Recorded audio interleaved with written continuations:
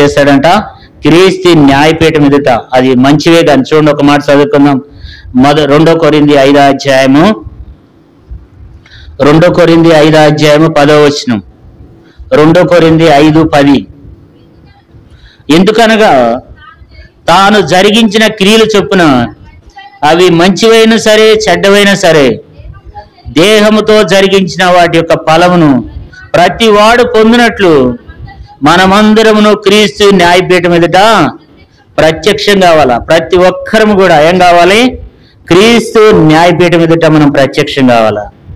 2 కొరింథీ 5వ అధ్యాయము 2 కొరింథీ 5వ అధ్యాయం 10వ వచనములో, ఎందుకనగా తాను జరిగించిన క్రియలు చొప్పున అవి మంచివైనా సరే చెడ్డవైనా సరే దేహముతో జరిగించిన వాటి యొక్క ఫలమును ప్రతివాడు పొందుతాడంట.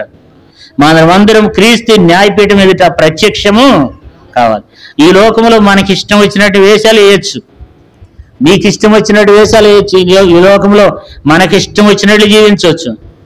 కానీ ఒక దినాన ఏం కావాలి చెప్పండి? నీ దేహముతో జరిగించిన ఏ పని అయినా సరే, నువ్వు చేసే ఆలోచన, నువ్వు చేసే ఏ పని అయినా సరే, నువ్వు జీవించే జీవితం ఒక దినాన ఎక్కడికి రావాలంట? ఎక్కడికి తీసుకొస్తాడు దేవుడు? న్యాయపీఠం మీదకి. ఒక దినం న్యాయపీఠం మీదకి వస్తావు.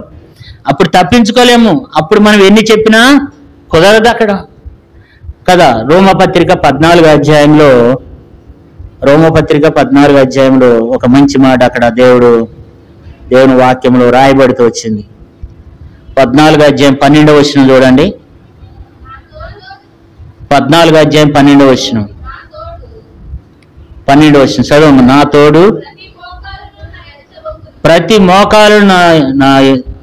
మోకాలును నా ఎదుట వంగును, ప్రతి నాలుక దేవుని స్తుతించునని ప్రభువు చెప్తున్నాడని రాయబడి ఉన్నది. గనుక మనలో ప్రతివాడును తన గురించి దేవునికి లెక్క అప్పగింపవలను. ఒక దినాన దేవునికి మనం లెక్క ఒప్పచెప్పాలి. ఒక దినాన ప్రతి ఒక్కడు దేవునికి లెక్క అప్పచెప్పాలి. దేవుడు మనల్ని అడుగుతూ ఉంటాడు. దానికి మనం ఏం చేయాలి? ప్రతి దానికి ఒక దినాన లెక్క చెప్పాలి. నువ్వు మాట్లాడే ప్రతి మాటకు మత్తయి సువార్త 12:36లో రాయబడింది. మనుషుడు మాట్లాడే ప్రతి మాటకు విమర్శ దినాన్ని ఎక్కడికి వస్తాడంట? చదవండి మత్తయి సువార్త 12:36. ఫస్ట్ నుంచి చదువు, ఒకరు చదవండి. మనుషులు పలుకు ప్రతి వ్యర్థమైన మాట విమర్శ దినమున లెక్క ఏం చేయాలంట? లెక్క చెప్పవాలి. ఒక దినాన్ని, ఈ దినాన్ని మనం ఎన్ని మాటలు మాట్లాడవచ్చు. ఉన్నది లేనట్లుగా చేయొచ్చు, లేనిది ఉన్నట్లుగా చెప్పొచ్చు, కల్పించి చెప్పొచ్చు, ఎంతో గలిబిలి చేయొచ్చు. ఈ లోకంలో ఎన్నో రకాలుగా ఎంత మోసమైనా చేయొచ్చు. కానీ ఒక దినం వచ్చినప్పుడు మనం ఎక్కడి నుంచి అవ్వాలి?